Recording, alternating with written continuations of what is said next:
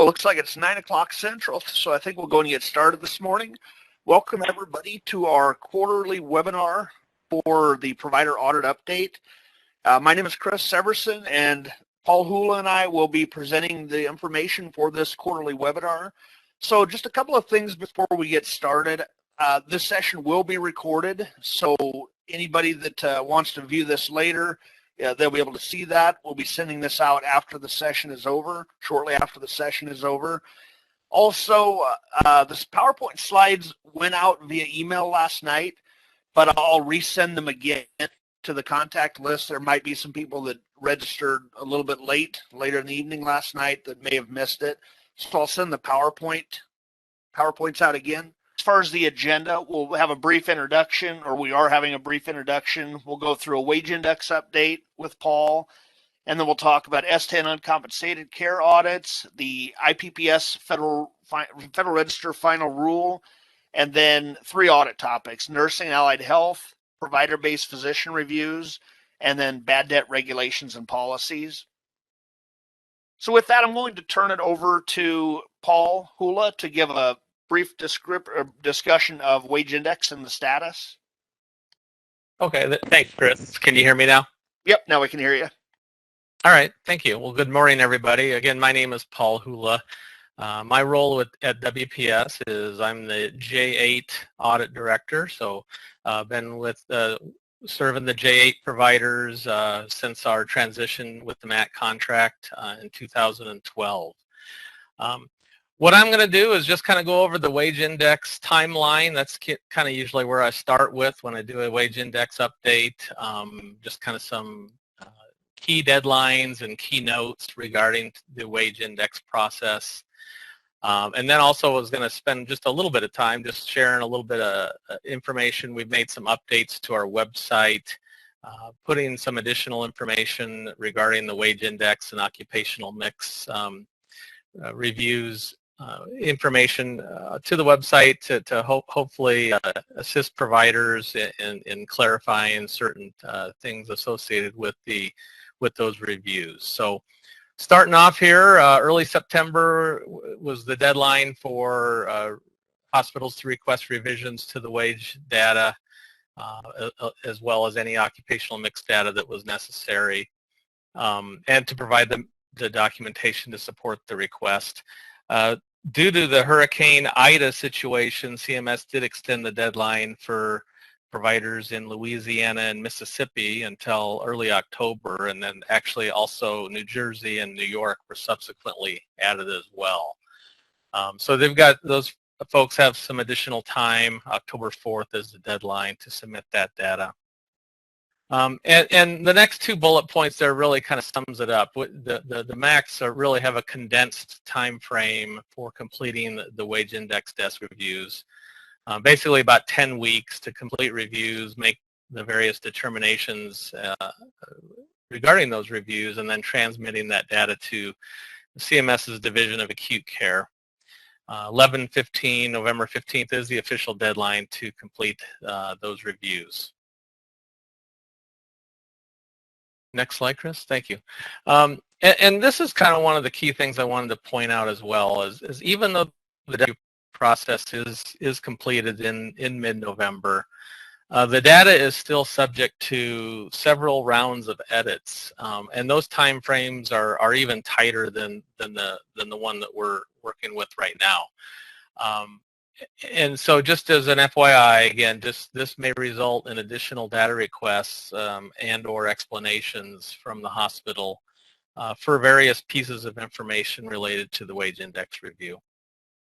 And those data for those rounds of edits that we go through lead up to the release of the revised FY 2023 wage index and occupational mix files as the PUFs on the CMS website.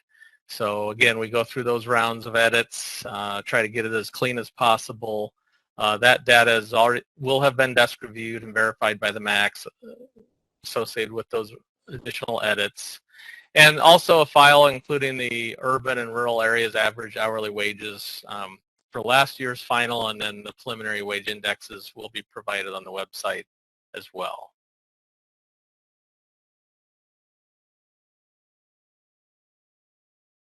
kind of carrying on with the timelines, a couple different things. So mid-February is a deadline for hospitals to submit any requests, including documentation for corrections to the errors in the January release due to either CMS or the MAC mishandling of the wage index data, and any revisions of desk review adjustments to the wage index data.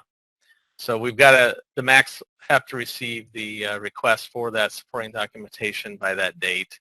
And then mid-March is the time for the MACs to transmit that final wage index data to CMS. April 1st, we don't have a lot of providers that do this, but we do. There are providers that will file appeals for the wage index. So April 1st is the deadline. And on the next slide, there's just some information I wanted to share with you to make sure that if that is the route that the provider was taking, a couple different things associated with that. The request has to be received by CMS by that date. A copy should be sent also to the MAC, and then there's the specific website or the email address to submit that information to with the appeal. Next slide, Chris. So as I mentioned earlier, we've made some updates to the GHA, the WPS Government Health Administrators website on some recent updates to the wage index section. And one of the highlights includes a new wage index / occupational mix file that we've got. It's a guidance document that really communicates various types of information about all the various lines and columns associated with the wage index review, and also points out information on what types of documentation that we need or expect for those particular lines, as well as some of the types of reviews that will be performed on those steps. And really the goal of this is to help facilitate a more efficient review with fewer adjustments in the end through improved communication between us and the provider community. Kind of carrying forward that information, the document starts with, we've got all of the various cost reporting instructions with all of the worksheet lines made by HFS, and then we've also got some certain annotations that HFS has made, as well as WPS. And note that only the cost reporting instructions and CMS policies and various regulations are considered authoritative guidance, but I think some of the annotations that we've made on this particular document will help clarify certain issues based on reviews that we've had in the past. And there's multiple links on the summary tab.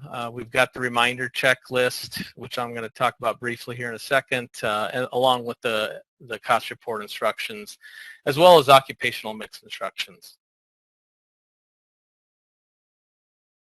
And on that reminder checklist, it includes various notes that when you're gathering documentation and submitting documentation relating to the wage index review, it's kind of a helpful checklist that will help guide the process. It's not a required document, but again, just providing you with guidance based on issues that have arisen in the past through our experience and discussions with between CMS, our audit staff, other MACs, and providers. There's multiple links on that reminder checklist, kind of taking you to certain parts of our website with the timetable. There's also a link to the contract labor detail spreadsheet, and there's also pension information regarding the CMS website pension cost guidelines. So hopefully you've taken advantage of looking at that document on our website, and if not, feel free to go out and check that out, and if you have any questions, let us know, and we'll continue to try to update that as we receive clarifications from CMS on various issues. So that concludes my part of the presentation. Chris, I'll go ahead and turn it over to you. Thank you. Sounds good. Thanks, Paul.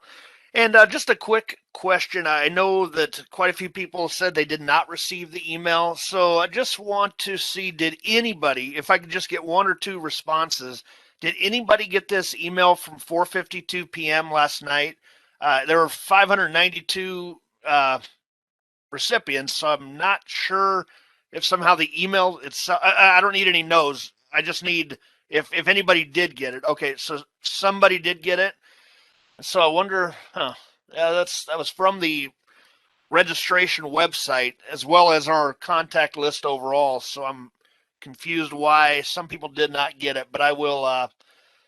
I'll check the registration website again and see who might have been missed. But 592 people did get it, or at least it was sent to 592 people. So that's internal and external. So we'll figure out what's going on there, and we'll get it out one way or the other. So my apologies for that. And we'll get into the S10 audits now. So this one, you may recall last quarter we had a webinar dealing solely with S10. And it looks like somebody got the email but no attachment. Oh, that's very interesting. Yeah, here's the email itself. I wonder how the attachments may have gotten ripped out, or if they may have gotten ripped out on your side. Let me see what else I can do, because yeah, this is the email that went out at 4:52, and it had these two attachments. So I'll try to figure out what might be going on there, or figure out a different way of sending them out if they get blocked. Could I get one person or two people to respond if you did receive attachments in that email? That'll help me know whether it's somehow on our side or if it might be blocked on provider's side. So nobody has received the attachments. So I'll figure out what's going on there. We'll figure it out. My apologies for that. So with S10, so some of the highlights really is what I wanted to go through with this session, because again, we did have a webinar talking solely about that last quarter. So the uncompensated care payments for fiscal year 22, what I have here is basically the calculation. It's essentially factor 1 multiplied by factor 2. And what it boils down to is for 2022, there's going to be close to $7.2 billion of uncompensated care distributed to all the providers in the country. Now that's down a little bit from 2021. Actually, it's down about $1 billion from 2021. And the Federal Register goes through all the detail of these calculations. Now, ultimately, what each provider is concerned with and what each S10 audit is all about is determining factor 3. That's the hospital-specific percentage and the factor. And that's what we're auditing. We're trying to get that data. Now, as far as the HCRIS data that was used, just a summary, February 19th HCRIS data was used for the 2022 proposed rule. And then they pulled June 30th data for the this should actually be the final rule. My apologies. CMS wants to get back to using March HCRIS data, but again, a lot of that depends on whether the audits have been completed and any corrections have been made. So that's just a summary of what's going on there. The big thing here is that CMS does expect the S10 audits to continue for the foreseeable future. So for all DSH eligible hospitals, it's no longer going to be a sample at this point. It's all DSH eligible hospitals. Now, what I wanted to mention these next couple of slides is just some things that have been going on for a while about the documentation, the listings that need to be submitted. So without going into too much detail here, this is a repeat of what we covered in the earlier slides. But there is a Paperwork Reduction Act notice that was sent out for public and for public comment and notice there. So it's basically looking for comments on how those templates were designed and whether we're getting the right fields, whether we're getting too much information. So that's what that was all about there. There's a little bit of summary for that, or a little bit of detail for that rather. But the exhibits, we currently have them on our website. They're optional at this point, although we do need the information to audit. So if a provider or anybody else was to submit their own listings that was missing some of those fields, we may have to request those fields separately anyways. So the template that we send out at the time that we begin these S10 audits, that's the information we need for the reviews for the audits, one way or the other, whether up front or later on. We need that information. Again, we are now into 100% of the DISH eligible hospitals. This is year 2 of 100% of the audits. And the deadline, as with last year, is 12/31. We internally have 494 S10 audits across both of our contracts. And the information that we're auditing now, we suspect or we expect to be used in next year's final rule, proposed and final rule. But again, that's all up to CMS and the whole notice and public comment period there. Now, as far as some lessons learned from the past, especially the past year of audits, but even for those providers that were audited before that, the format of the submitted listings, what data we need. I just mentioned that. We came across quite a few listings that were missing certain data elements that were needed. So again, it was just an additional documentation request at that point, but it takes additional time for both the auditor as well as the provider or whoever's submitting the request. Now, the size of the resulting files, this was more of an issue in previous years due to the types of due to the portal basically that was being used at the time. There was a pretty restrictive size limit on it. The new secure EDI portal we've been using for right around a year now, it doesn't have nearly as restrictive of a size limit as we'll see in just a bit. And we have different ways of working with some of those larger files than we did in the past. So there's some changes there that are beneficial. One of the biggest changes that I think really benefits both providers as well as the auditors is the query logic questionnaire that has been included in our template on our website. And when CMS uses this term, I'll just throw out that this term query logic is actually part of the CMS audit program. Of course, we can't give all the great details of the audit program, but this is terminology they used. They want us to review the query logic, basically how the provider is filtering their data, how they're gathering the information from their systems. But it's not really programming scripts per se that we need, even though that term seems to imply that. We're looking for more of a narrative on what they did to get that information. So that's where the query logic comes in. That questionnaire that we included in our template, it basically goes through step by step what we're looking for. Explain how you did this or how you gathered that. So it really saves, it takes some time up front, but it saves a lot of additional requests down the road. And we also believe that query logic questionnaire kind of serves as a training tool, so you know what is being asked for in a certain cell on the cost report and how to get that data, what needs to be carved out, what should be left in. So things like that. Some of the timeline obstacles, we have been pushing for an earlier start. Again, not for every provider because some of the fiscal year ends aren't even available by the time we start these. But if we can at least get some of them started, it really would help. We believe all the providers, there's not nearly as much of a crunch, and it would certainly help us as a MAC being able to spread the work out over the entire year and instead of just a subset of it. And of course, overlapping with wage index reviews, it's virtually the same provider group. I guess there were a few more wage index reviews, those non-DISH eligible acute care hospitals, but it's the same group. It's largely the same time frame. So that's just an unfortunate situation there. And really the cost report filings this year with the extensions, largely due to the COVID-19 pandemic, but with the extensions there, that really kind of shifts the cycle of the cost report acceptances, and some of that falls right on top of wage index and S10. So that's one of the obstacles that hopefully in future years will be alleviated. Some of the lessons learned or things that were brought up, concerns you could say, were inconsistent sampling methodologies amongst MACs. As far as the methodology, sample sizes that were selected, extrapolation processes, and just the types of supporting documentation requested. So I will mention we do have a MAC work group where we share best practices and we work with CMS to try to figure out a consistent approach to handling these S10 audits. So that hopefully will improve a lot of those things that were brought up. Some providers and others brought up concerns about communication breakdowns.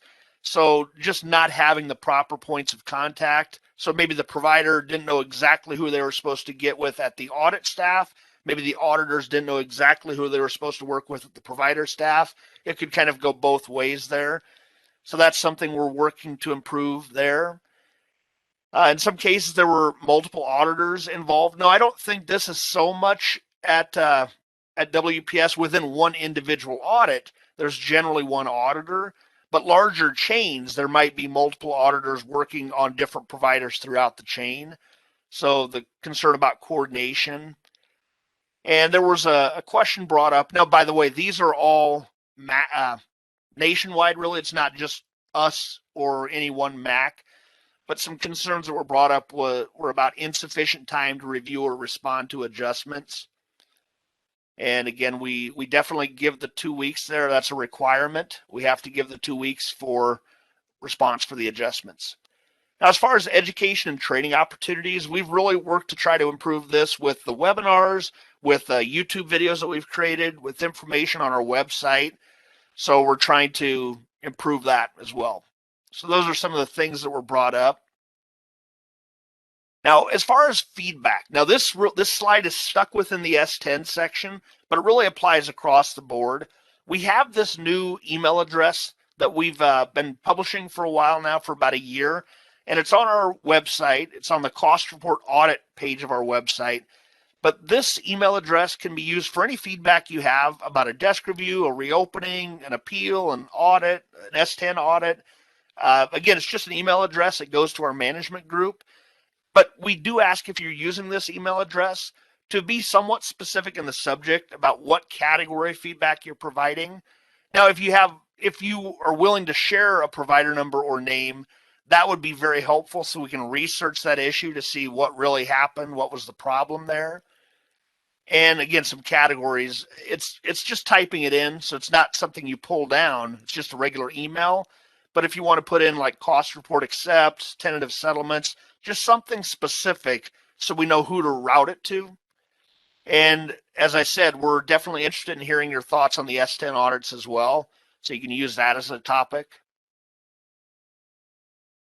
Now, this goes back to right around a year ago, just almost exactly a year ago. We sent out letters to all acute care hospitals, whether they were being audited for DISH or not at the time. And this was all about the charity care policy and the importance of the documentation within that. So part of the audit program from CMS is ensuring that whatever a provider is reporting on their cost report, whatever type of uncompensated care they're reporting, actually is in their policy. So the provider themselves must allow that type of charity care before Medicare will allow it. This is a big difference from, for example, indigent Medicare bad debts, where CMS has specific policies on what is and what is not allowable. Charity care is much broader, and it's specific to what that provider themselves allows. Now, again, there are certain things that are just never allowable, like fee schedule, physician and professional fee. I shouldn't say fee schedule, physician and professional fees. Those items are just flat out never allowed. But other than that, it's largely up to what the provider themselves has in their policy. So this letter that we sent out was all about reminding providers that they need to take a look at their policy to make sure it includes everything that their practice currently includes. Sometimes practice strays from policy. Things evolve, but they never get documented. And that's what this letter was all about, meeting to make sure you document that in your policy so we can allow it in future years. So this is just a list of certain things that are in the policies. So uninsured self-pay discounts, whether you allow those, charges for patients with coverage from an entity that does not have a contractual relationship with your facility, but do you allow that? Do you give them charity care? Any coinsurance, etc., from insured patients. Some providers do not allow insured patients in their charity care policy at all. Charges for non-covered services for Medicaid patients. Another exhausted benefit type of thing, charges for patients that have exceeded the length of stay for Medicaid, and thereby it's non-covered for that reason. It's exhausted. Here's another exhausted benefit situation that could apply to any payer, any insurance company, Medicaid or otherwise. And this other thing about making sure you have policy and internal controls that clearly indicate that, or whether you have these policies that indicate that any deductible or coinsurance that you have already claimed as a Medicare bad debt, that must be excluded from charity care reporting. You can't have something that's a Medicare bad debt also be included as charity care because you're getting the benefit from two different payment mechanisms. Now, that does not mean that a Medicare patient that has deductibles and coinsurance, that does not mean they cannot be charity care, but they cannot be both Medicare bad debt and charity care. There's a big risk with Medicare patients. If they're being reported as charity care, we're basically going to ask, well, why did you not instead write that off as Medicare bad debt? Or how do you support that you did not write that off as Medicare bad debt? That's the biggest concern. So those are some of the things that we would ask for there. Now, as far as the templates themselves, so again, we had the webinar and the YouTube video going through those specifically, all the great details of them. And they include instructions for populating the template. There are basically 3 templates right now. There's a charity care listing, a patient payments listing, and a hospital bad debt listing. Again, I want to stress that bad debt is not just Medicare, it's all bad debts, Medicare and non-Medicare. Both of them should be in that listing because that's ultimately what's going to be reported on S10 line 26. Now, the version that CMS put through that PRA package, that Paperwork Reduction Act package, we're waiting on all the public comment. We're waiting on them to make a decision about that. But we took those templates and we just made some very, very slight changes. There were a couple of columns that we reordered.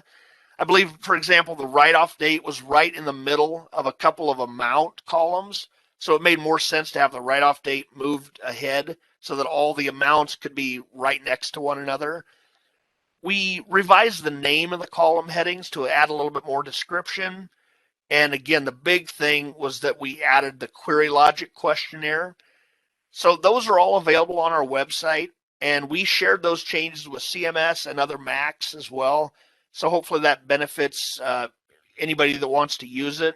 There are some additional notes in the instructions tabs. As I mentioned, the query logic questionnaire tab, it's 25 questions. It seems like a lot, but these are things we're going to need to ask one way or the other, whether we do it piecemeal throughout the audit or whether we give you the chance to submit all the answers up front.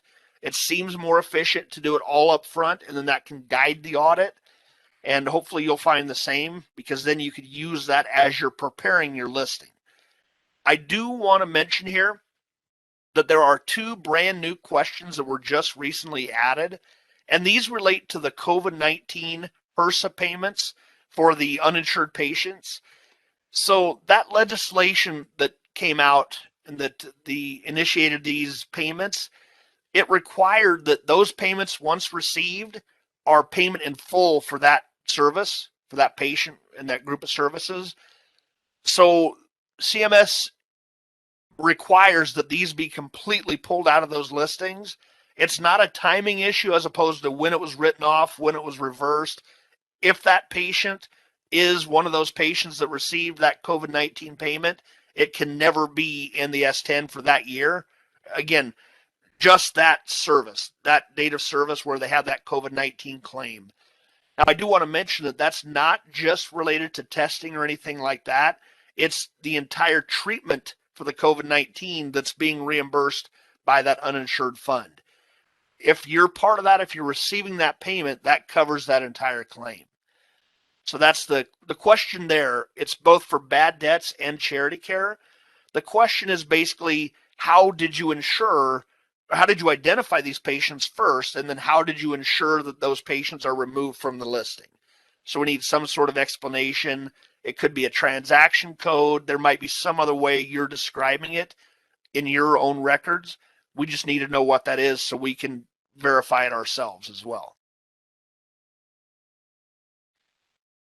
Now, as far as the charity care questions, some of the other ones, again, we don't need to go into too much detail here, but how did you generate your listing to ensure certain things?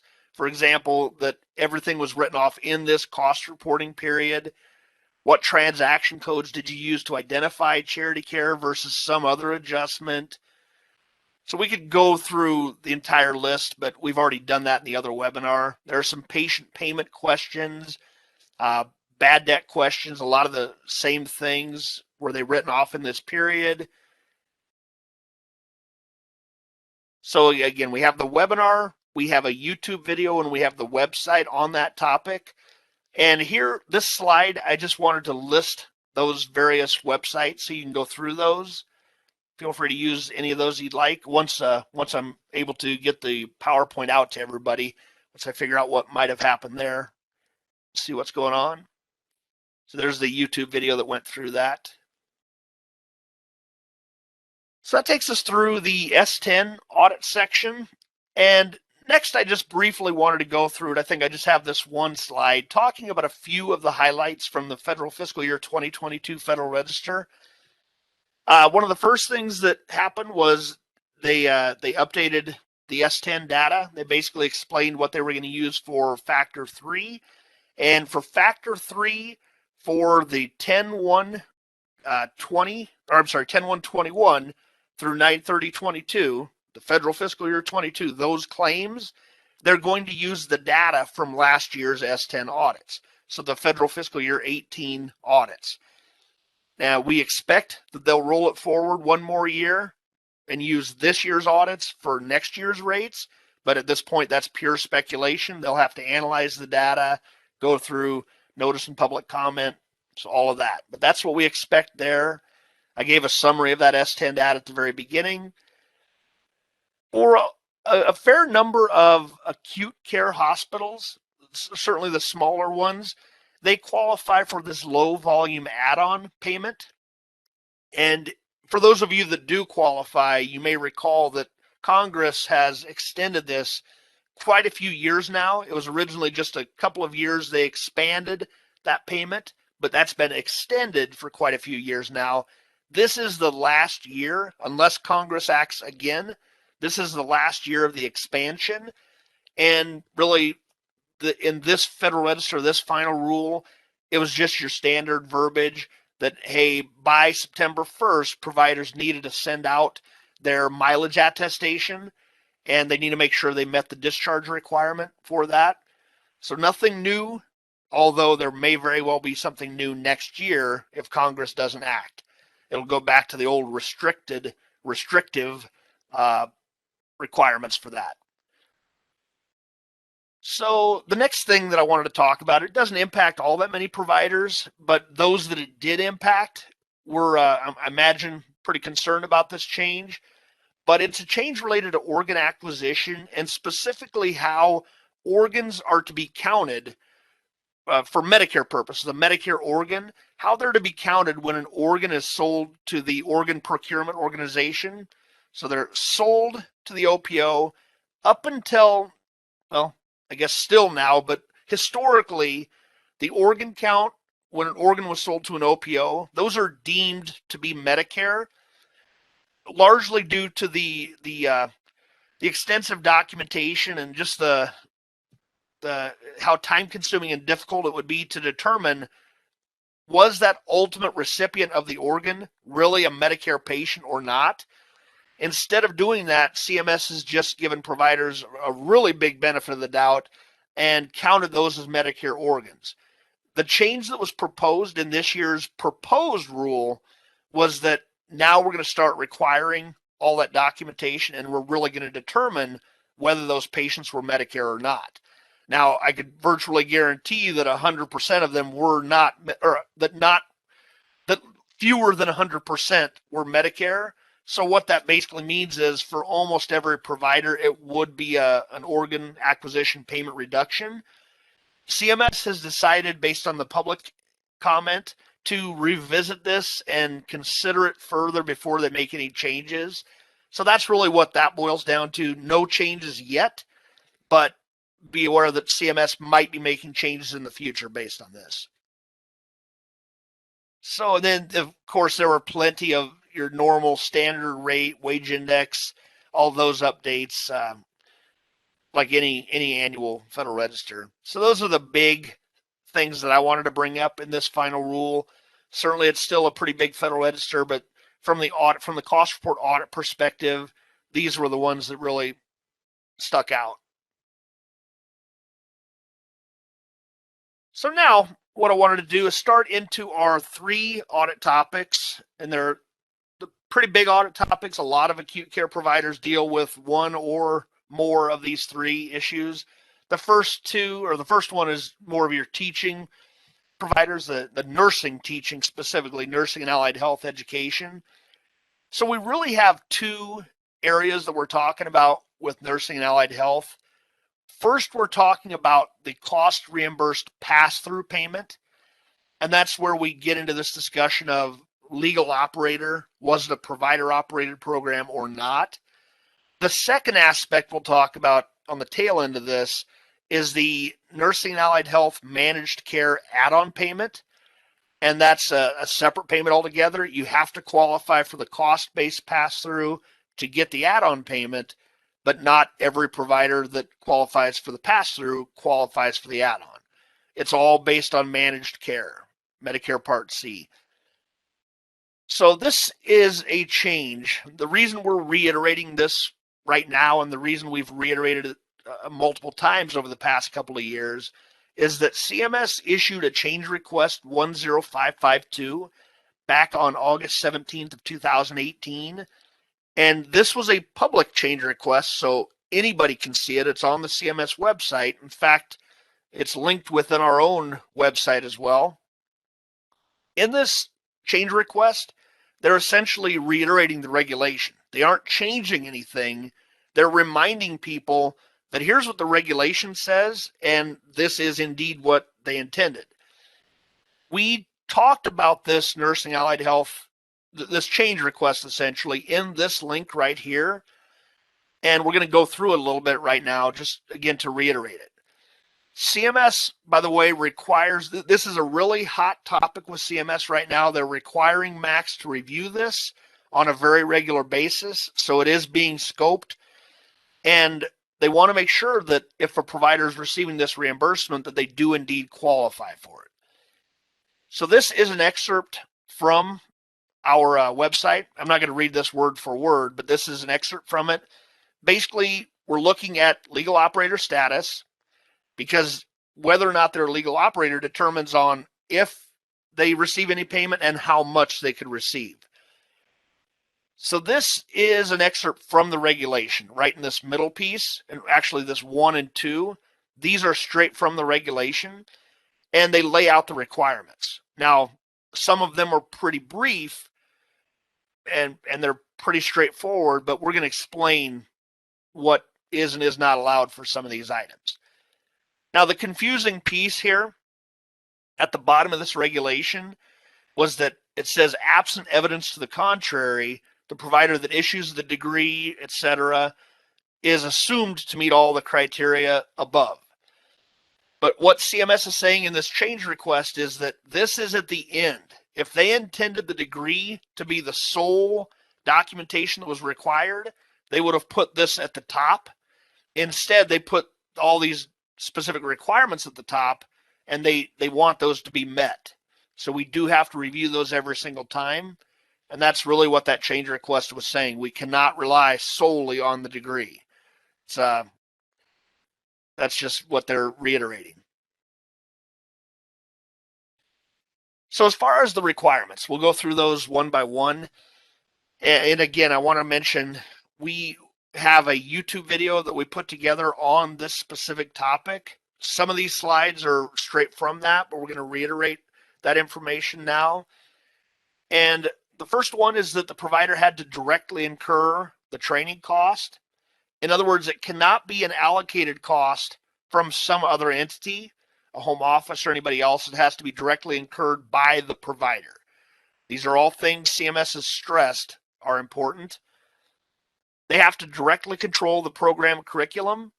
So a lot of times a provider or a group will have a committee that reviews the curriculum there. We want to know who is in that curriculum committee. And it needs to have provider involvement, basically. They have to directly, and again, the key word that comes out quite a bit is directly, not some sort of indirect or passive approval. It has to be direct. Now, this third one allows for some kind of an exception or partial exception. The provider has to control the administration of the program. Now, what the regulation says is that they may contract for some minor administrative functions, but they must, this should say, retain overall control of the administration. So there are some things that are just more peripheral functions that, they don't need to necessarily be fully involved with, but they must retain control of every function, ultimate control. They have to employ the teaching staff, and they have to both provide and control both the classroom and clinical training. So in order to be a provider-operated program, all of these requirements must be met. Now, if the provider meets all of these requirements, then they would be eligible for cost-based reimbursement for both the clinical and classroom training costs. Whereas if they're not they're not the legal operator, if it's not a provider-operated program, then they can only receive clinical training costs, and even then, in only certain situations. In that situation, they would never receive the classroom or didactic training costs. Now, the non-provider operated programs, that gets into more detail, and we're going to see that coming up, but there are more requirements. So certainly if a provider was a legal operator, that's definitely to their benefit. They'll get more potential reimbursement, and they won't have to meet some of these other requirements. So the regulation here is 41385G2. And then we'll see the next slide here. So here are the requirements for the legal operator program, or to be a non-provider operated program. In order to receive any reimbursement, even for that clinical training, that training must occur on the premises of the provider. So again, it's all about that control. It has to be physically and local to that provider, if you will. So number one's not all that tricky. It's pretty straightforward, nothing ambiguous there. But then requirement 2, we start to get into some time frames. And this can be a little bit more difficult to find the documentation for it. But number 2 has a few pieces to it. The provider must have claimed and been paid for reasonable cost for those costs during the most recent cost reporting period ending on or before 10/1/89. So again, we're dealing with essentially a base year type of situation. Decades ago, sometimes it's harder to find that documentation. But even if we have the right cost reporting period, we must make sure that the NPR took place by 11/5 of 1990. So again, the ending was 10/1/89. The NPR was just barely over a month later, and it had to have included the pass-through costs. The entire purpose here, it's a grandfather provision. It's kind of you could call it a hold harmless provision. The idea is that if this provider received pass-through treatment in that original base year, then they're going to hold them harmless to changes, and they're going to allow them to receive reimbursement in the current years. But the NPR had to have been issued by that point. So if the NPR included those pass-through costs, that's the simplest scenario here. But if it didn't include those costs, whether it was maybe it was disallowed by the auditor for some point back in 1990. So if that's the case, then you have to meet one of these other two kind of sub-criteria. the provider must have claimed the pass-through costs when submitting that cost report. So again, if the auditor adjusted it out, okay, we're fine there, but the provider must have at least claimed it initially. If neither the provider or the auditor allowed this pass-through cost, then there's really nothing to hold you harmless for, and you're not going to be receiving reimbursement in this current year. Now, number two is a not nearly as common of a situation, but if you don't meet those first two, it's not in the MPR, you didn't claim it initially, then we need to take a look at whether or not those costs were included in your pass-through interim payments for the cost reporting period on or before 10/1/89. So we have that. And then number three. So this is you have to meet number two to even be allowed any of this. If none of those three criteria are met, then we're pretty much done and you're not allowed even the non-provider operated payment for the clinical training. But assuming you meet one of these items from criterion 2, then number 3 comes up. And this is basically a cap, although the regulation actually, if you just read it strictly, it's written really oddly, and it almost looks like if you exceed this level, then all of a sudden you get no reimbursement whatsoever. But CMS has clarified they never intended that. They just intended it to be a cap. So the point here is take a look at the clinical training cost compared to the total cost for that base year, and whatever percentage you had, that's your cap for the current year. So if you had, I know these are crazy percentages, but let's just say you had 1% of your clinical training cost compared to your total cost. Again, a crazy percent, but that 1% would be the cap now. You can never have more than 1% of your total cost be clinical training cost in the current year. So that's what that's getting to. Number 4, this is one that comes up. It's come up a few times this past year or so. Students have to actually be providing services to patients of the provider. So they can't just be learning and not actually putting their education into practice. There has to be a reason the provider is training them, and they have to be getting some benefit of it. Again, that's kind of what makes Medicare kick in that reimbursement, if you will. And of course, number 5, first of all, the cost must be reasonable. There's always a reasonableness aspect for any cost reimbursement, but the cost must be incurred by the provider or by the educational institution related to the provider. So this one allows for a little bit more expansion than this cost issue from earlier. So as I mentioned there, we have a YouTube video talking about those issues, and this is just a link to that. That was out March of this year. And kind of moving on, the other side of GME, or I'm sorry, the other side of nursing allied health, which also touches on GME, this relates solely to managed care. As I said earlier, one other payment that a hospital gets for being a nursing allied health educational program is if you serve a percentage of managed care patients, you get an add-on payment for that as well.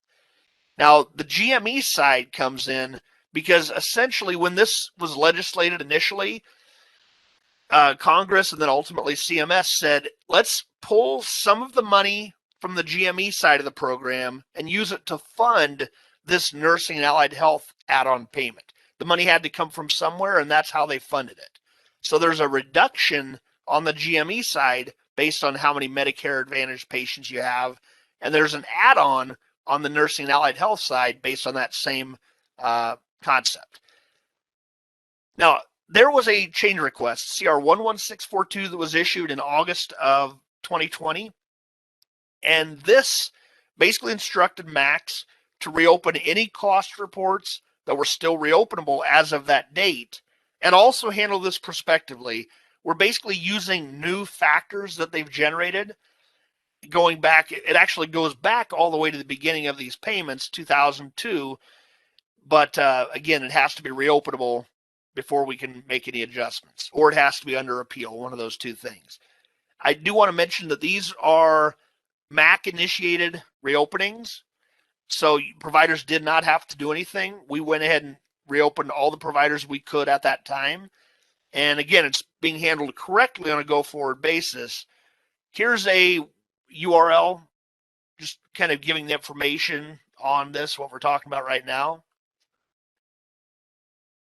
So the underlying problem here with the CR is that those managed care pool numbers, basically that were used for the calculation, they were last updated in 2001, although they were supposed to be updated annually thereafter, and they just never were. So this CR that came out in August of 2020 updated all those factors from 2002 all the way up to through 2018. Now, the 2019 rate, now they're going to be updating these annually. The 2019 rate was just recently made available, and our website calculations will be updated shortly to accommodate that.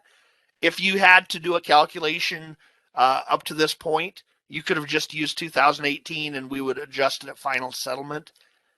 So that's the pool factor. The GME payment reduction, fortunately, is built into the cost report. And just for specifics, it's E-4 line 29.01. Again, that part benefits providers because the reduction itself has been reduced. So it leaves more money in the GME payment. Now, the nursing and allied health add-on payment, the managed care add-on, the way those factors were revised, it actually reduces the managed care add-on payment for the nursing and allied health. So, you get one benefit on one side, but then there's a drawback on the other side. That's just due to the more accurate pool numbers. So there is an add-on payment calculation that we've created and we've posted to our website. This is not something the cost report handles. It's just one cell that you enter. And again, our calculation walks you through that. We have that. We have a YouTube available for that.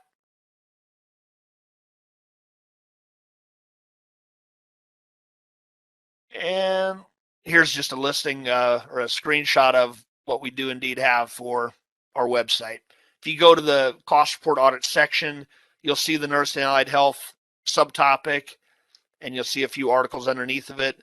When you get into this add-on payment and GME payment reduction, you'll see all these different links, YouTube video, the change request itself, the original change request from 2003 where they first started this payment, and everything there. One thing I did want to point out is that the CR 11642 had an attachment, and it basically lists all of your new pool factors. So it has the two that I've highlighted in yellow. The CR did not highlight these in yellow. This is my addition, just to make sure you know exactly what we're trying to pull. You don't want to pull these three items in between. These are how this last one was calculated. They just wanted to show the transparency there. And then the far right is the GME payment reduction. Now, again, the cost report handles this. This is the one thing the cost report does handle, but at least you can see how the factors change throughout the years. Down at the bottom, you'll see the link to the two CRs. The one thing I want to mention here, though, without going into too much detail on the calculation, we do that in that other webinar, and we did that on that YouTube video. Or I'm sorry, we just did it in the YouTube video and in the website. But one of the pieces of the calculation is that you have to pull cost report data from, we'll just say 2 years prior. It's actually a little bit more in detail than that, but we'll just say 2 years prior for now. You pull the cost report data from 2 years prior to determine if you even qualify for this payment. But once you qualify and start to do the calculation, these factors come from the calendar year that you're currently in. So just for simplicity, let's say you have a 12/31/18 cost report and you're doing the calculation. Yes, you'd look at cost report data 2 years prior, but as far as the factors themselves, you'd pull this 60 million and this 34.5 million. These are the factors you'd use. You would not try to go back 2 years prior to grab these earlier factors. Now, a couple providers have brought this up. They thought, hey, why aren't we going 2 years prior? We verified this or confirmed this with CMS. This represents the year you are currently in. Now, the explanation for this is, let's say you had, or really the logic behind it, the proof, if you will. Let's say you did have a 2002 cost report that for some reason it was either under appeal or it's somehow still reopenable, as odd as that seems. If you were using that logic where you wanted to go back 2 years prior, then that means you can't possibly calculate a 2002 cost report because you need to go back to a 2000 rate, which doesn't exist. So if you're doing a 2002 year, you're pulling this 2002 factor. And also looking forward, CMS doesn't publish these factors until they have finalized cost report data. So that's why 2019 has just been published, because it already includes essentially 2017 data. It already builds in the 2 years prior into this rate. So for simplicity, let's just say this 2018 factor, it already included 2016 data. So we don't want to also try to go back 2 more years. This is just for clarification. Use the factor related to your calendar year that you're currently in. And let's see, I see there's a little discussion on, let's see what that topic. Do we need to amend the TRICARE reports with WPS for the GME nursing allied health reopenings? I'm not sure about the TRICARE side of things. Yeah, I guess I don't really have an answer for that. I don't know. I don't know a whole lot about how you handle the TRICARE reports, unfortunately.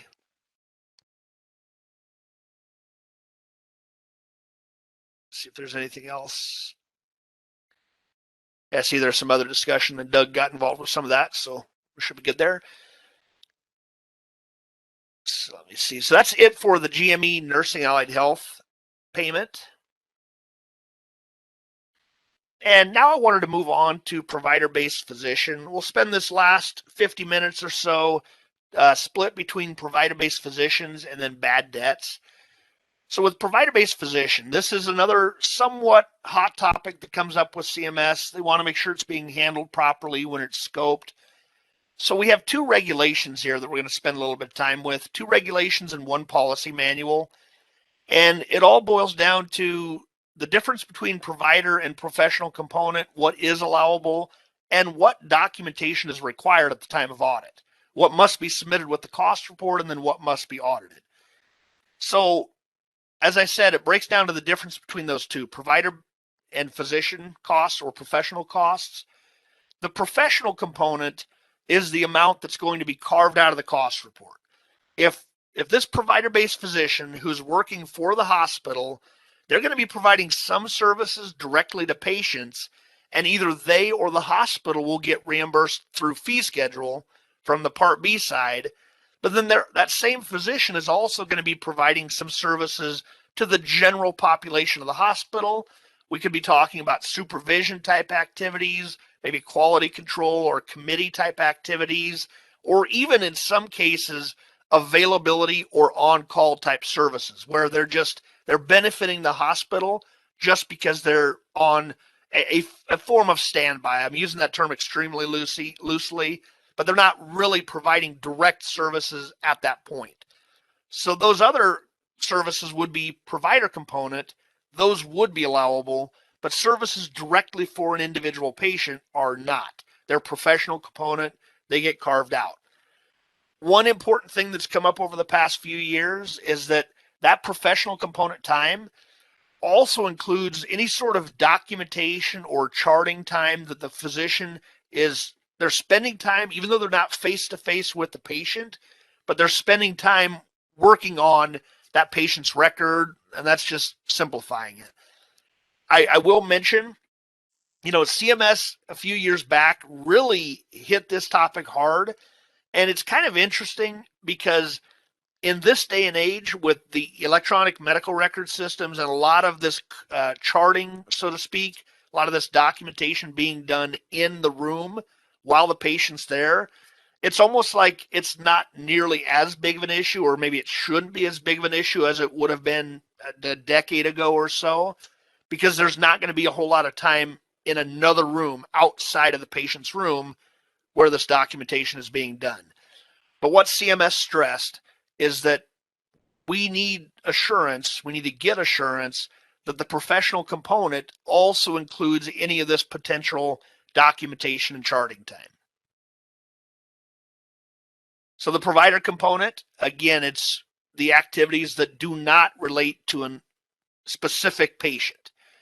And here's a list of all these different things that could be allowed: teaching, research conducted in conjunction with patient care, administration, quality control activities. I mentioned all of those. Autopsies come into play there as well. And here's just another, from the policy, here's another listing, a better listing, a more straightforward list of those items. So the point here is you have one professional that is actually providing services to two different groups, if you will, the individual patient versus the entire hospital as a whole. They're getting paid potentially from the hospital because they're an employee of the hospital or a contractor of the hospital. And we want to make sure that whatever payment is being made to that physician, that provider-based physician, how much of it should be allowable, how much relates to professional component versus provider component. So the regulation at 41560 discusses this requirement for an allocation agreement, for proper allocation, if you will, documentation.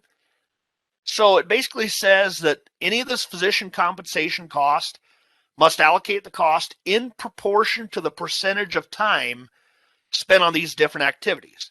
Physician services, basically the provider component, or I'm sorry, the first one's the provider component. Physician services to the provider, physician services to the patient, that's the physician/professional component, and anything that's not allowed at all that has to be carved out. And basically it says there's a requirement for this documentation unless there are two exceptions. If the provider certifies that the compensation is attributable solely to the physician services to the provider, in other words, they're saying it's 100% allowable, and the reason it's 100% allowable is that the physician themselves bills Part B on their own for all their physician services to the individual patients. So the hospital is not even involved with that. So of course, nothing the hospital is paying would possibly include that professional component. So if those two criteria are met, then it's 100% allowable, essentially, 100% to the provider component. Now the other exception is the exact opposite. If both the provider and physician agree that everything is professional component and therefore not allowed at all, carved out, then there's no purpose to have an allocation agreement. If you're going to disallow it anyways, we don't need the allocation agreement. Now, the other thing here, if we jump to this next page on the very bottom, again, if you don't have the allocation agreement, then it's going to be assumed to be 100% non-allowable. So that's kind of the penalty as well. That's also why you don't need an allocation agreement if you're already doing that. Now, as far as the allocation agreement, it does have to be a written document, and it has to specify what time you're spending, the physician's spending with the different types of services, and the compensation. This is very ambiguous, but the compensation has to be reasonable related to that time. So if you have a 60-40 split, your compensation should be 60-40, unless there's a very good reason why it's something different. Let's see, I'm going to go back here. I see a question now. 2019, that rate was published just fairly recently, within the past month, I believe. So we'll be updating our website with that as well. Yep, and that should be, that'll help you with those payments if you're running across any of those. Now, again, if you didn't do that at submission, if the rate wasn't available and you didn't calculate it at submission, that's perfectly fine. We'll handle it on the back end. Our forms are updated internally as well. So good question. Sorry, I missed that one earlier. So the written allocation agreement is required, and it has to be, as we'll see next, well, we'll see in just a bit, it has to be signed. That's a requirement CMS has hit us on quite a bit, and therefore we have to look for that with providers. It has to be signed by the proper person, the physician or department head.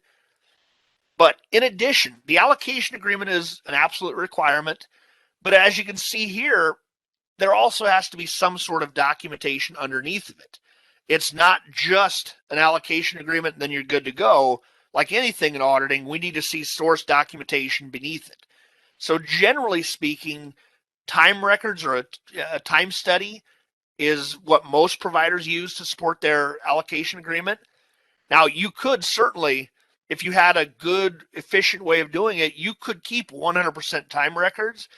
But again, we're talking about a physician. Certainly they have very important things they're doing. So CMS does not expect them to have 100% time records. They don't log every single thing they do, but they do generally need at least a time study. So we talk about the time records, and here's just documentation, retention issues.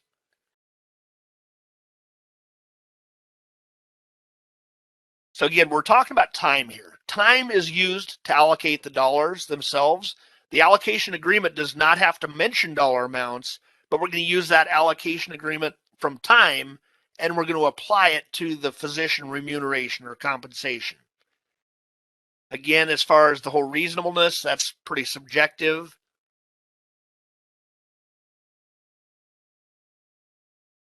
And here's that part I mentioned earlier, that if there is no allocation agreement, then it's all essentially disallowed by reclassing it to physician compensation, physician component, professional component.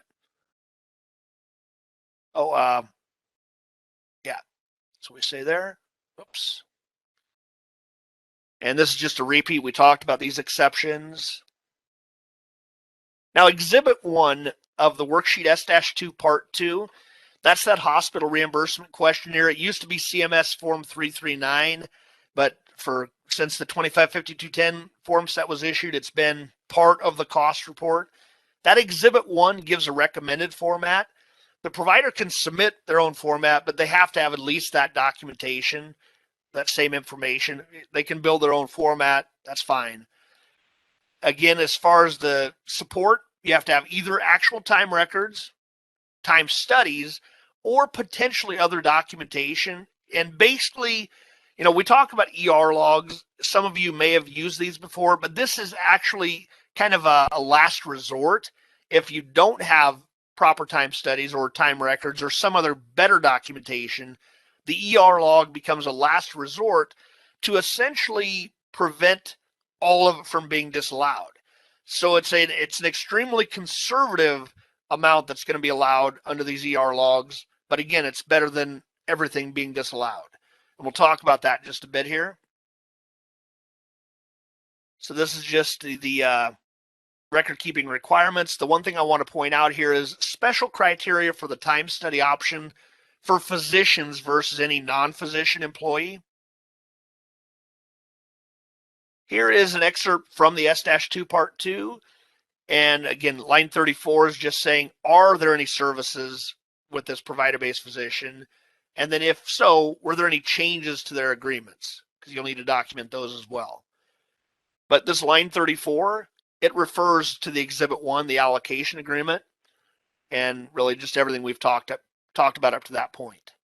Here it says you can include your own schedule, but it has to at least have the same information. And here's a point that's important. This includes the signature on a substitute Exhibit 1. Here is that requirement straight from Exhibit 1. And right down here, it says the physician or department head supplying this information must sign the schedule. It's an absolute requirement. CMS has reiterated time and time and time again. We cannot allow exceptions for it. I know we've had providers that asked for an exception. We just cannot. It's an immediate finding. If we do not allow that, we're guaranteed a finding in our own quality reviews from CMS. So that's something to make sure you're aware of. Here's an example or an illustration of the Exhibit 1. Now, again, you can make your own. You can break yours out further. This lists it out by provider services related to teaching and teaching type functions, provider services related to allied health, or nursing and allied health students, and then there might be some other provider services, non-teaching reimbursable activities. That could be a big catch-all there.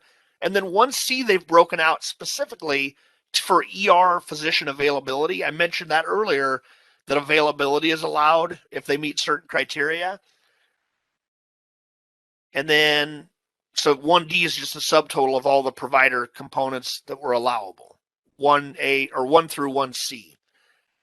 Then number 2, they just have one category for physician services, professional component. Anything related to an individual patient, how much time do they spend there? Number 3, they might have some non-reimbursable activities. And at that point, you're just breaking out and getting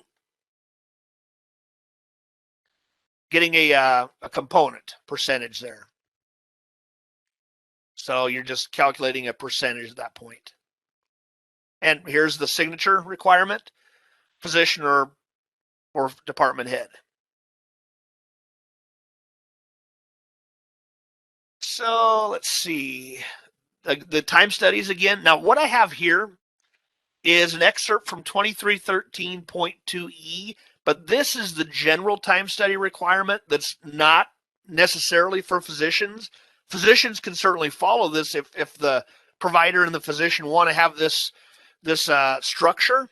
You can certainly follow it, but as we'll see in just a bit, physicians are exempted from this stringent set of time studies. So what we have here, this is all the specific requirements about it. It requires pre-approval 90 days prior to the end of the cost reporting period. There must be at least 1 week per month. You have to define what your week is. And then we have all of this distribution, the ordinality of the week. So was it the first week of the month, the second week of the month? And you have to have that spread out across the year. That's a really somewhat overly stringent requirement, but it is a requirement.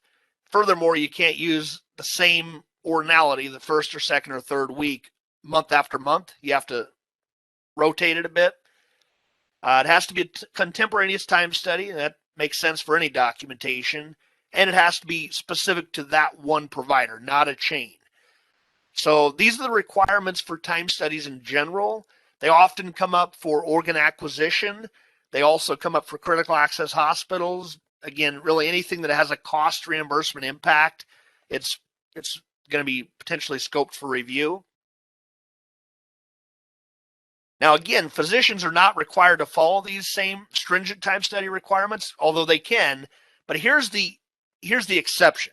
Under 2182.3, it says where providers decide to employ time study techniques instead of direct time reporting or something else, they may choose to employ the methodology from 2313, but the provider may not be required by the MAC to utilize that specific methodology. So here's the exception.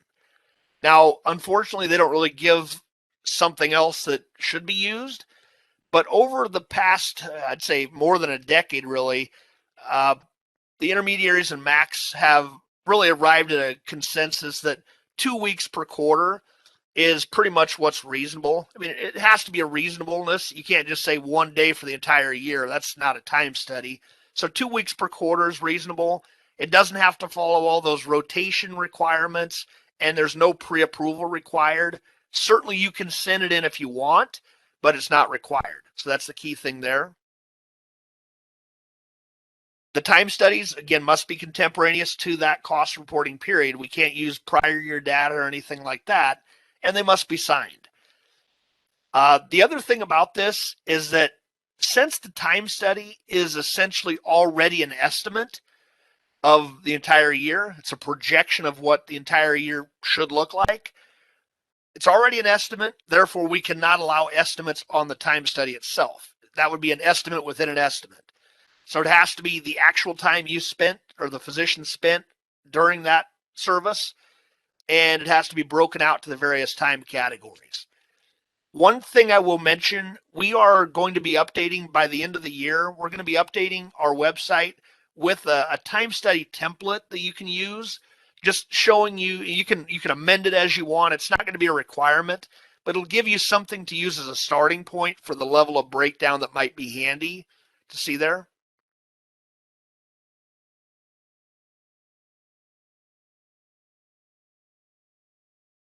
I want to check for questions here. So for the on-call time, so I'm assuming you're talking about, yeah, you're calling on time and then availability separate, which they are indeed separate. Yes, you're correct. It would be excluded from, for wage index, that's always a little bit of an oddity. It doesn't always follow the same rules as the cost reimbursement, the cost allocation side of things. So for whatever reason, CMS has some stringent requirements for wage index. So yes, Tom, what you're saying would be correct. You'll use that as Part A time, but that doesn't necessarily mean it's allowed for wage index purposes. Yep, so that answers that next question as well. So good point there. It'd be nice if they were consistent across the board, but we've seen that happen with a variety of things, that wage index just has its own rules. So back to the time studies. So again, the allocation agreement is a very specific requirement, and it very explicitly says that if the allocation agreement doesn't exist, then it's going to be 100% disallowed. But if there's no time study underneath of that, then we can't rely on the allocation agreement either. We can't rely on just a high-level summary document. We need to be able to audit down to closer to source documentation. So that's the other thing here. Now, if no time study is available, there is an alternative. In the past, years ago, if there was no time study available and no time records whatsoever, then we just can't allow a single thing. But years ago, we worked with CMS. We talked about it internally. We talked about it with some other MACs. And this alternative related to the ER logs was brought up. Now, the idea here is that, we want to ultimately know how much time is the physician spending with an individual patient. If we don't have that ability, if we don't have that time study and no other records, then we can at least look at the ER log to see, well, when was the patient there? That gives us at least a starting point. Now, we know full well that just because that patient was there for an hour, I can pretty much guarantee in most cases that the physician is definitely not spending the full hour with that patient. But without any other documentation, that becomes the assumption. That's the only thing we can really presume. And I don't even want to say the word presume, because that's the conservative amount we can allow. That's the minimum, if you will, that we can allow there. So the idea here is that the patient time in the ER will be assumed to be professional component time, and it's all absent evidence to the contrary. If the provider can support that, no, the physician was doing something else during a bit of that time, then that's fine. So nobody is saying this is going to be better by any means than a time study or anything like that. It's a very conservative approach, but it's the last resort to rather than disallowing the whole thing, basically. Without any other documentation, this is what we have to fall to. Yep, a very good question. So Dan brought up a question about the time studies themselves being signed electronically, and certainly that's fine. If when you say electronically, I'm not sure if you're talking about just a scanned image or if it's actually like a login of sorts, and that would be fine. If we can tell who that person was, if you have some way of proving that, then we don't have any problem with that. And that's probably becoming more and more common, I would imagine. Just easier to do it that way. Which actually brings us to this next topic that I wanted to bring up. It's something that's been coming up for actually over a decade now. I even think 2008 might have been the first time I dealt with a question like this. And various suppliers, various companies offer these badge type systems. I'm just going to simply say a badge system. It could be RFID, radio frequency identification, but there's other technology that does the same thing. It basically locates where in the hospital that physician is. Are they in a patient room? Are they in some area that they know it's a conference area, they know it's training, whatever? If they can designate certain areas of the hospital as being essentially provider component versus professional component, these types of systems can potentially be allowable. Now, when I say potentially, it all boils down to the internal controls that hospital has in place and whether the system's been set up properly. If it's properly working, then yes, this can definitely be allowable at that point in time.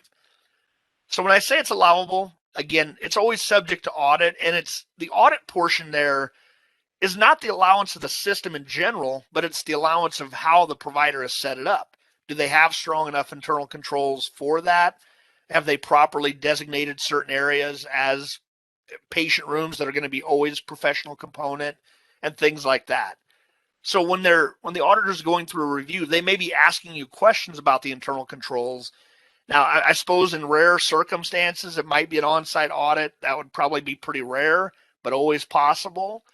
So if you're using one of these systems, we just need to see the documentation and an explanation behind it.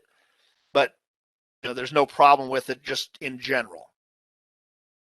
And the thing about this, if it's working properly, hey, you essentially have, in a way, 100% time record at that point. Again, assuming it's set up properly. So this could definitely be more accurate than any time study. Certainly a better estimate than an ER log. So this, if done properly, could be the best of really all of those systems.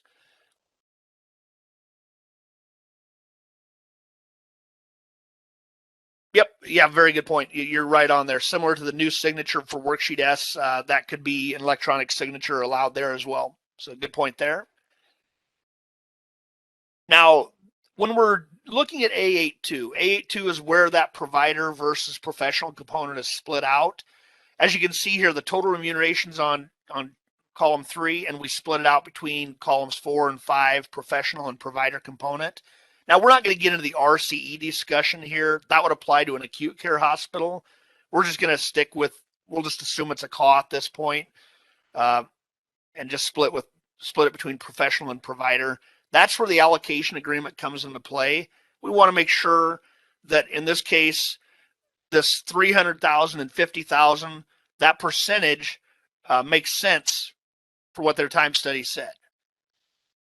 Now, one thing I do want to stress, column 2, it's a pull-down menu now. The cost report was changed a while back. They didn't want any PHI or PII on the cost report, so you can no longer type in a physician name.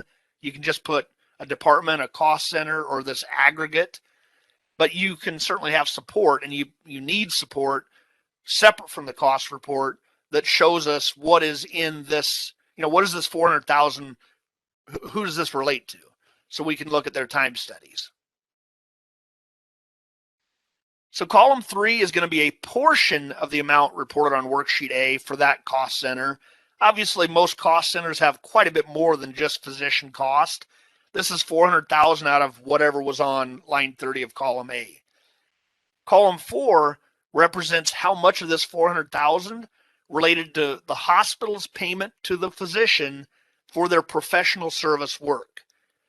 And then the 50,000 relates to how much of that 400,000 the hospital paid them that relates to their training or education or supervision, whatever provider component service they're doing, availability potentially on call. And then column 5, oh, wait a sec here. Oh, I'm sorry, I skipped over one. Column 4 is the professional component. Column 5 is that provider component. That's in the next slide. Now here's an important point. Now in this example, I think it was everything matches up perfectly. Column 4 and 5 add up to column 3, but that doesn't always have to be the case. There might be some costs in column 3 that are not allowable under either provider or professional component. For example, some of those research costs are not allowable. So in that case, you might have more in column 3 than you do in the sum of columns 4 and 5, and that's perfectly fine. However, for those non-allowable costs, you need to make a separate worksheet A8 adjustment because the cost report, even though it actually, the instruction says that, hey, it'll handle that adjustment. If you do the math or if you just look at it, it does not handle that adjustment. You need to have a separate A8 adjustment for any non-allowable cost.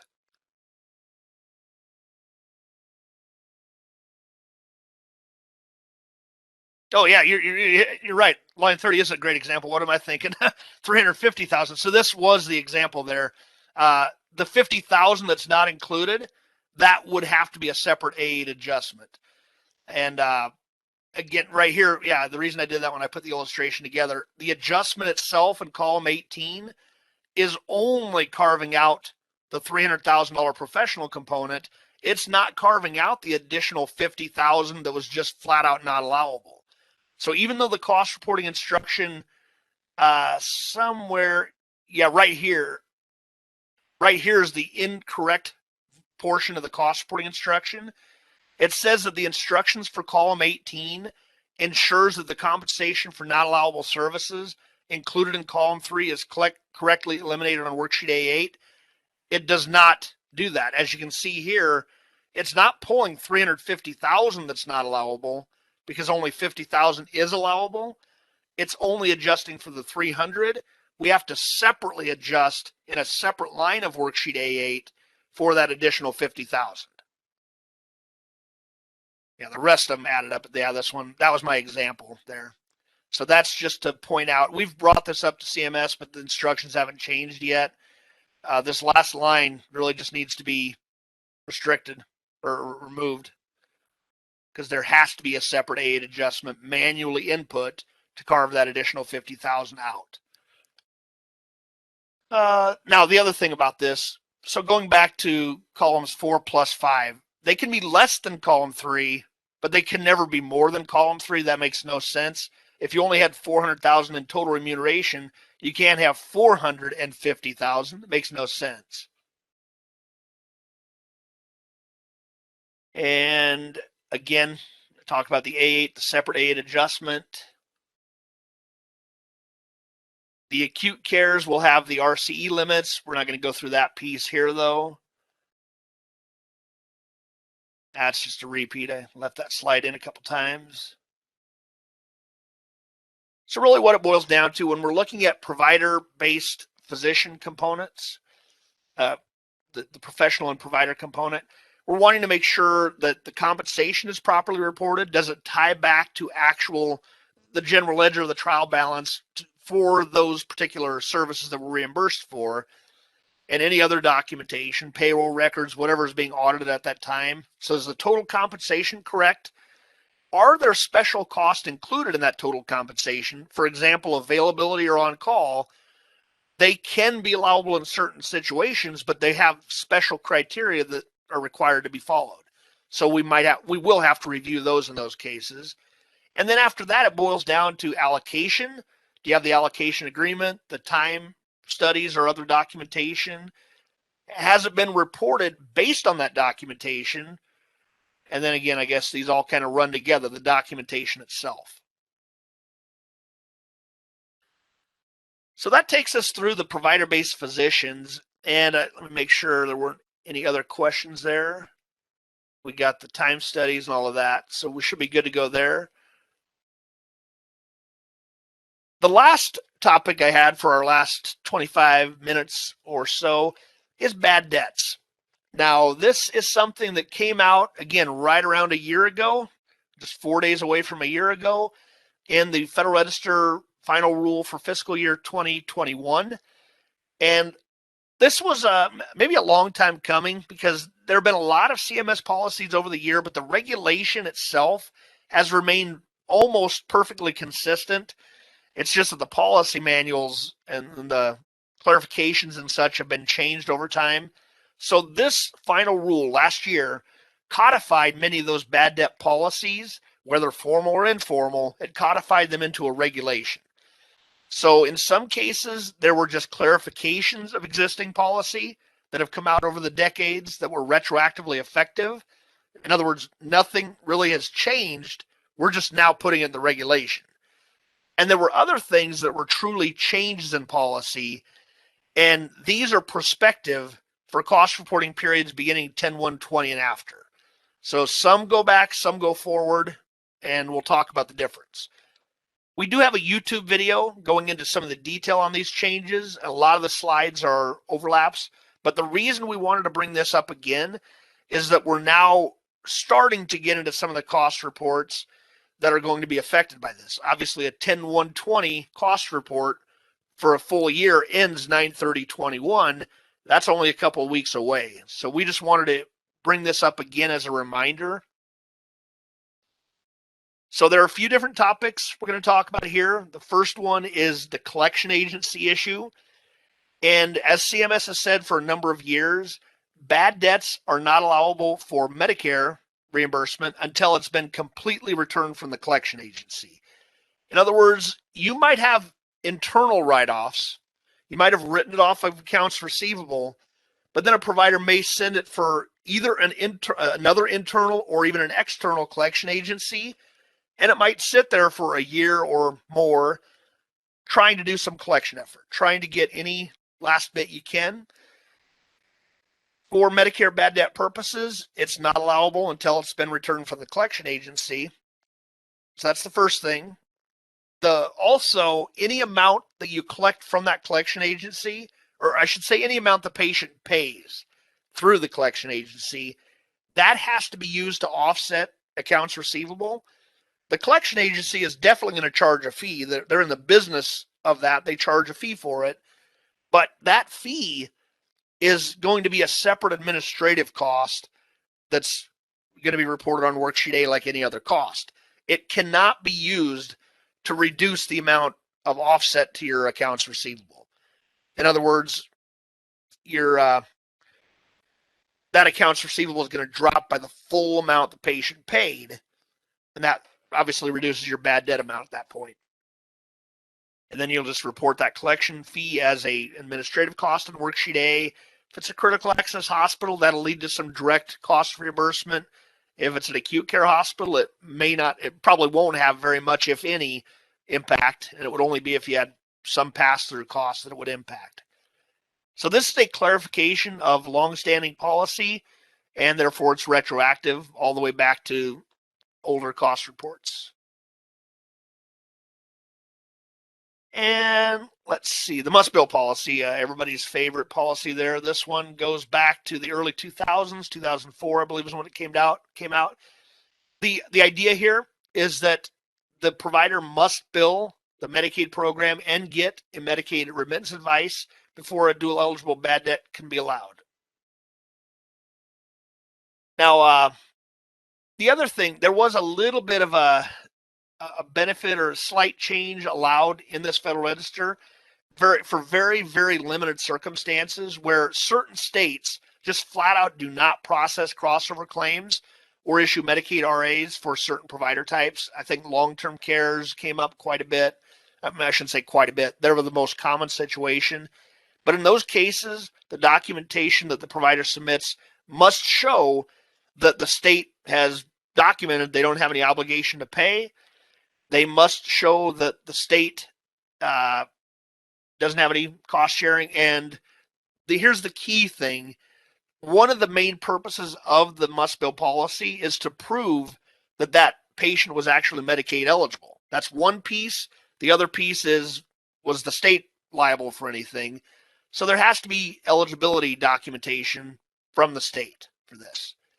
So since this is a clarification, it's retroactive. The only piece that really has changed here is that there's this exception now. So let's see, we have 312, the indigent patients. This is one that changed a little bit. The big thing here is this is unlike charity care, where it's completely up to the provider to have a policy in place. This indigence determination must be made by the provider. The patient cannot send in some documentation saying, hey, I'm indigent, don't charge me. The provider had to have made this determination based on their review of the documentation. Now, here's the key thing that we're going to talk about a bit. The requirement is that the original requirement from 312 is that this review must include an analysis of assets, liabilities, income, and expenses, all 4 items. Now, that's, again, it's been fairly highly contentious over the years, but this is CMS's stance. Now, the regulation was only slightly changed to drop the need for liability and expense review. So now it's just assets and income, or assets and revenue, that need to be reviewed. Because it's a change, then this new regulation is prospective 10/1/20 fiscal year begins, and after that, any year prior to that is just under the original policy, which technically required all four. Now, here is something that's come up recently. And I think this actually, this might get to your question, Don. Providers have bought up, and this actually shouldn't have a apostrophe there, my apologies. Providers have brought up conflicts with HRSA requirements where asset documentation is not allowed. They cannot request that asset documentation. That's HRSA, another agency of the government. CMS is an agency as well. This issue has been brought up to CMS, but the key thing here is that CMS policy is what we have to follow for Medicare reimbursement. We've brought up this conflict, but again, until CMS does something with it, especially now that it's in regulation, we have to follow that. So hopefully we hear something back from them, and that, I believe, that addresses your question as well, Don. Again, the CMS policy trumps another agency. It trumps a state requirement. So for Medicare reimbursement, we have to follow it until CMS can change it. So hopefully that comes soon. As far as the specific documentation, so for the assets, well, for the income, that's pretty straightforward. Pay stubs, bank statements can sometimes show deposits, things like that. But for the asset review, it really depends on what type of asset they're claiming they have. The provider is going to fill out a form, and they're going to state what assets they have. But you'd want to be looking at, again, bank statements, things that are necessary for normal living, houses, a vehicle, things like that. Those are excluded. But you want to know what investments do they have. A lot of it's going to be starting with the patient's attestation, but then you're going to have to request from that patient the support for all of that. So bank statements would be probably a minimum requirement there. But above and beyond that, it's going to depend on what's in their listing, their attestation.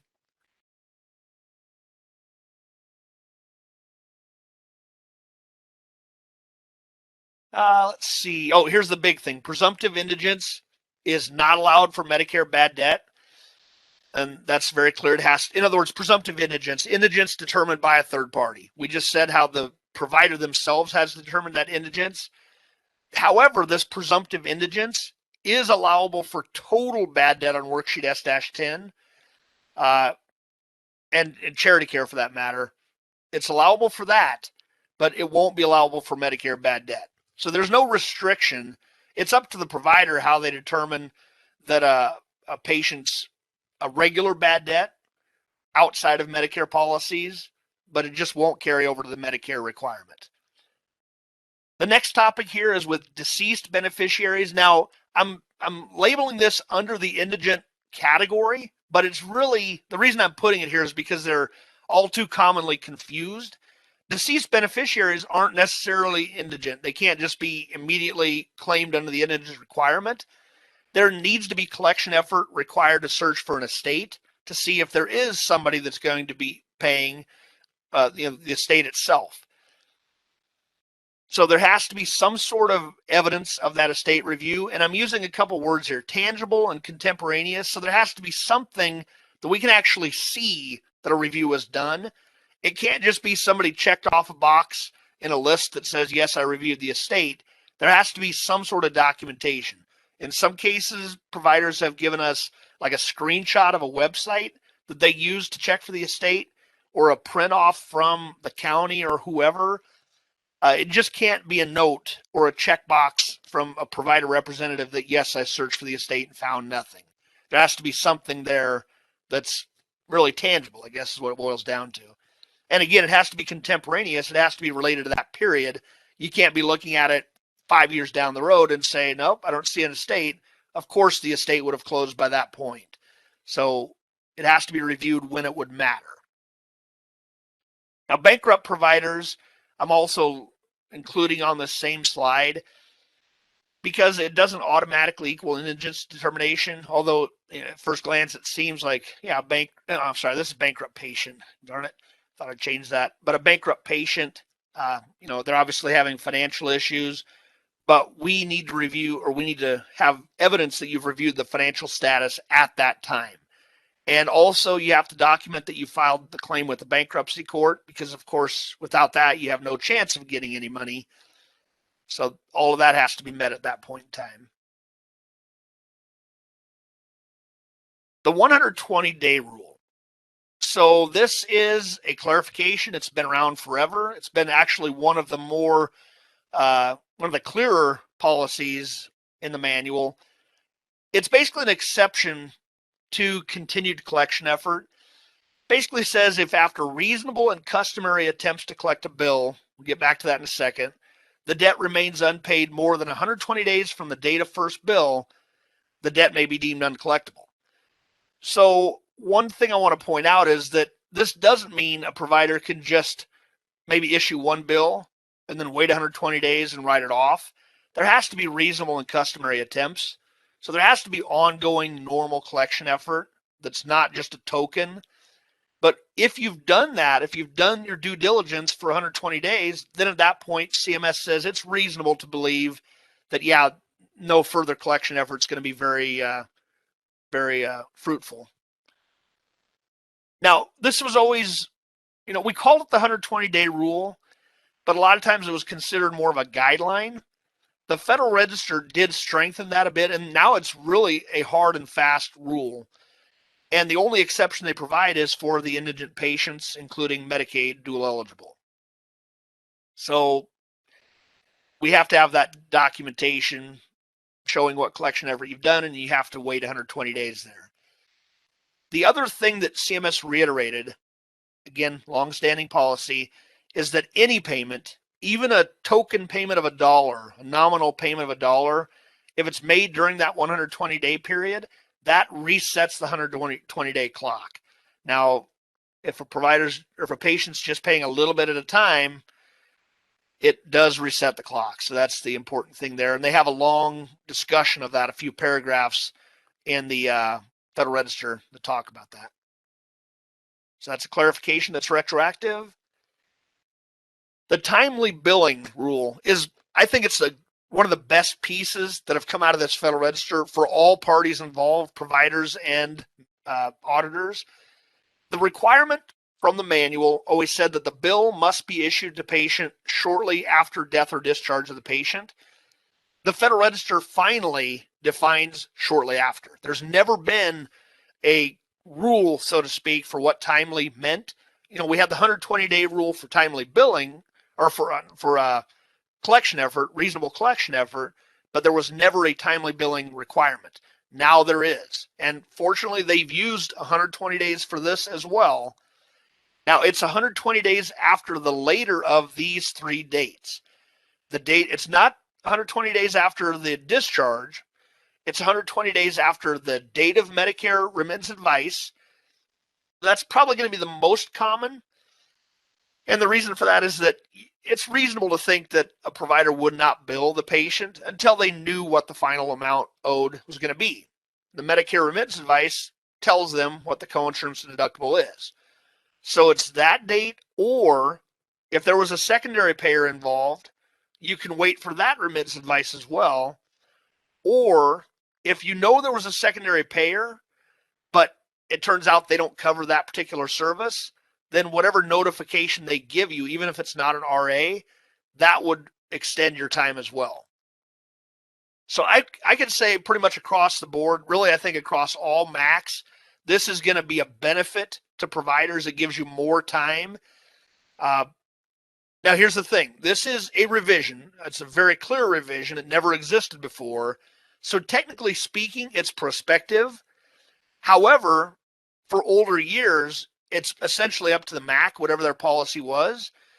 So we still have this discretion for older years, and we've decided to use this discretion to adopt this policy early.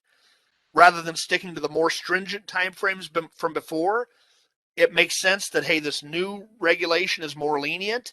They've actually given us what they believe is reasonable. So we've amended our internal policies for any year that we're still working on. We've amended it to adopt this newer requirement. And I believe at least some of the other MACs are doing the same thing, but in any case, it's required for the 10-120 and after cost reporting periods. Let me see. For some questions there. So yeah, for the asset review, what if the patient is uncooperative to provide information? So you bring up a good point there. The thing is, if this, with indigent, what you're basically saying, even though there's kind of an overlap between indigent bad debts and what we think of as charity care, like on S10. The only big difference is for the bad debt side, you're allowed reimbursement, where you're technically not allowed an E-Part A type reimbursement for charity care, although indigent bad debts are extremely similar. So what you could argue is that, if this patient wants the benefit of not having to pay this bill, it behooves them to submit this documentation. So I guess that's the only real leverage you have. The alternative is that, okay, you don't want to provide this documentation, well, you owe the bill then. And then, then it impacts their credit report. It's a true bad debt. I don't know, maybe that'll impact some patients, maybe it won't, but that's the only real leverage I could say you'd have. And yeah, Ken, you bring up a good point. Yeah, for the estate, if you have a deceased beneficiary, if there's a surviving spouse, then that would be certainly your first point of contact at that point, or first person that would be liable rather than an estate in general. Good point. So now with the last few minutes, we'll talk about the last couple topics here. But this next one really actually carries over to S10 as well. It's the idea of the write-off date. GAAP, or generally accepted accounting principles, they have certain standards that are followed, and those standards are actually changing, or they're right in the middle of changing, I should say, versus Medicare requirements. So the prior rules for GAAP and for Medicare always required that there must be an expense account involved in this. When I say involved in this write-off, involved in the journal entry that led up to a write-off. That's probably the better way to put it. The allowance method that's required by GAAP basically says you're making an estimate of bad debt expense first, and then later on you'll have a write-off to that actual accounts receivable. For GAAP, the expense comes first. For Medicare, we really don't care about the amount of the expense. We care about the amount of the eventual write-off. That's what is concerning for the Medicare point. Now, the problem is that it did say there must be an expense involved somewhere. FASB changed the GAAP, the Generally Accepted Accounting Principles, in ASU Topic 606 to basically say it's no longer, bad debt is no longer an expense. It's now a contra revenue. It directly offsets revenue instead of being an offset later on in the income statement. The term they use for this is implicit price concession. And the thought is that if you estimate these amounts aren't going to be paid, then just take it out of revenue right off the bat instead of waiting as an expense. So CMS basically said, okay, we'll revise the Medicare requirements to no longer require an expense. We understand that now it's a revenue offset. The problem is it's perspective, because it's definitely a revision. But the problem is they didn't maybe do it in time, because GAAP has already changed for some providers depending on your whether you're a corporation or not and what your year end was. So the question is, what do we do about current periods that are not in line with GAAP, where they're previous before this change, but they have to follow GAAP? So we brought this up to CMS, and there's nothing they can really do as far as a regulation or policy perspective, but they've mentioned to us that we can consider this when scoping the issue. So although I can't give you a hard and fast, it's nothing I can point you to, no document I can point you to that nothing will be adjusted. But basically, CMS understands this issue. We're not going to be scoping for that particular issue for that GAP, that period in between the changes, a different gap if you want to think of it that way. So that's the change there as far as write-off. Contractual allowances. This is very closely related to that last topic, but they're also a contra revenue account, but they're not the implicit price concession. If you have a bad debt that was written off against a contractual allowance, the thought is that there was never liability on the patient's part to begin with. You've waived that liability through this contractual allowance. Whereas with bad debts, even if you estimate that somebody's not going to pay, they're still legally obligated to pay. They may not pay, but they're obligated to pay. Here with a contractual allowance, there's never a legal obligation. So these are still not allowable because it's hard to even call that a bad debt if you never had a legal entitlement to that money to begin with. Now, this comes up mostly with the Medicaid patients, the Medicaid claims. CMS issued a Medicare Learning Network Special Edition, kind of a newsletter, back in 2019 to remind providers of this. They gave a grace period for providers to correct their policies up to the last cost reporting periods beginning before 10/1/19. This grace period is now expired. CMS changed the regulation to codify this rule for 10/1/20 fiscal year begins and after. So there's yet another gap period of a year where there's no grace period. The regulation didn't take place for another year. So again, this needs to be changed at the policy level with providers because these are not allowable bad debts. So this is a revision, and therefore technically it's prospective 10/1/20 and after. That gives us a few minutes left before our 11 o'clock hour. So any questions on any of the topics we've covered so far, or covered today, I should say? Yep, that's a good question. That's actually a question we have internally quite a bit. Still nothing. We don't really know. This is past the time they would normally issue those SSI ratios. We know there's a holdup. We don't really know for sure why, or more importantly, when we'll get those ratios. For a while there, we were checking the website daily, and at this point, we just don't know. We expect CMS will tell us something more about that at some point in the future.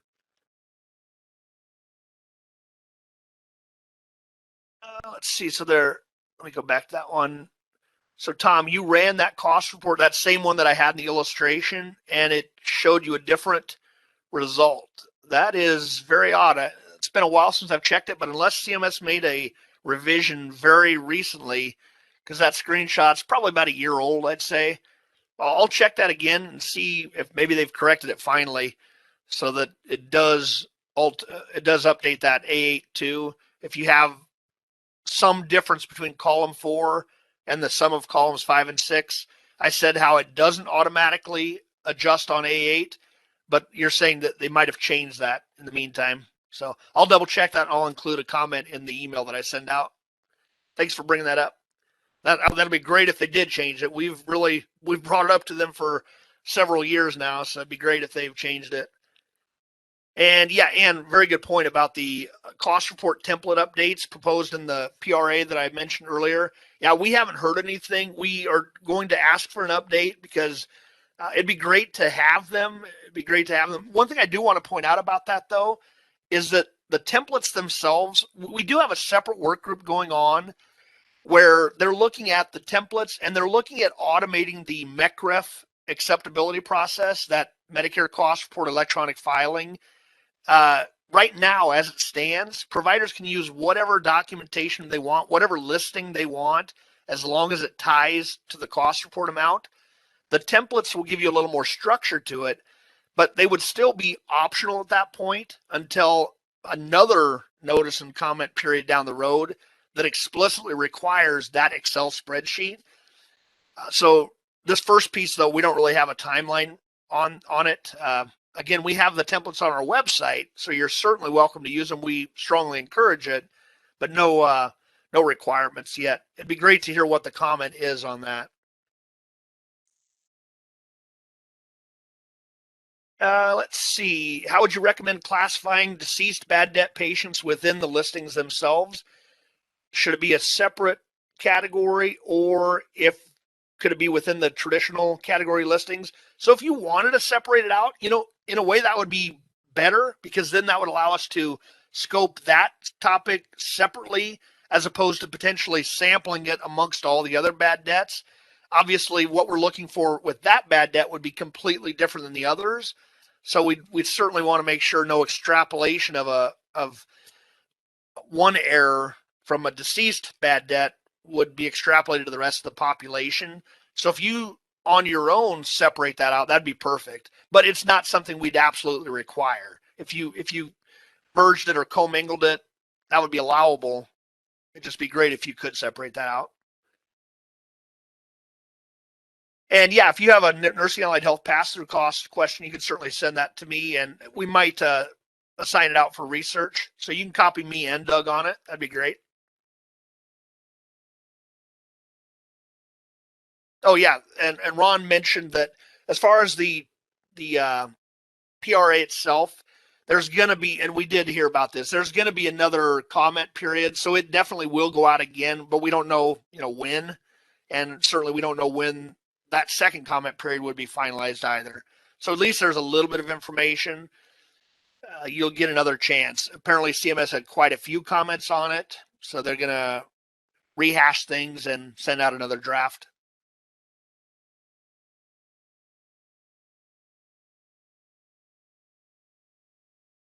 Let's see, for recommendations on how the 6/30 fiscal year end should incorporate HMO kidneys on D-4 since the forms have not been updated.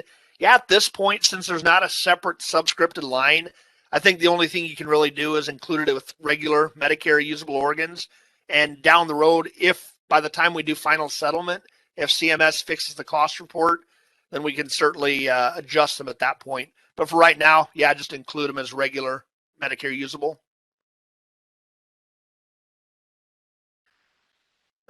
That's a good question, Brian, and I don't have an answer for that, unfortunately. Whether that'll affect that, no good answer for it. But hopefully, and maybe when they issue the next comment period, they might address that. Hopefully, they realize it themselves that there might be an impact. Okay, well, I just wanted to say thank you all for your time today. I know we went just a few minutes over the 2 hours, but great questions. Sorry for the technical issues up front. I had a feeling I should have done that outside of our normal system. Now I will definitely do that going forward. The recording will be issued. I'll clean up that first part to get rid of that extra time there. I'll clean it up, and I will try to figure out what happened, why the PowerPoints were pulled out of the email for some people. I'll try to figure out a different way to send it. But thanks again, and have a great day. And let me know if you have any questions.